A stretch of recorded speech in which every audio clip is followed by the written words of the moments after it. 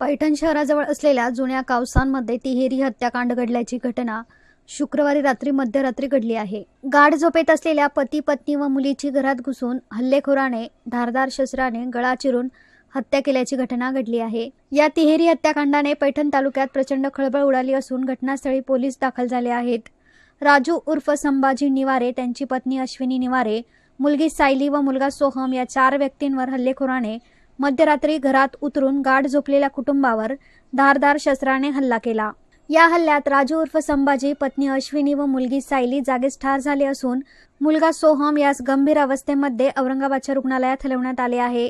घटनेची माहिती समजताच रोहयो मंत्री श्री संदीपान भुमरे यांनी घटनास्थळी भेट देऊन त्वरित हल्लेखोरांवर कारवाई करण्याचे आदेश दिले। घटना घडलेल्या जुन्या कावसांमध्ये उपविभागीय पोलीस अधिकारी श्री गोरख भामरे, पोलीस निरीक्षक श्री किशोर पवार, रामकृष्ण सागडे, सीजी गिरासे, गुन्हे अन्वेषण विभागाचे श्री भागवत फुंदे सह श्वान पथक घटनास्थळी दाखल झाले असून मारेकऱ्यांचा शोध घेण्याचे काम सुरू आहे। मृत्यू पावलेल्या तिघांचेही मृतदेह पैठणच्या शासकीय रुग्णालयात आणले असून या तिहेरी हत्याकांडामुळे पैठण तालुक्यात प्रचंड खळबळ उडाली आहे।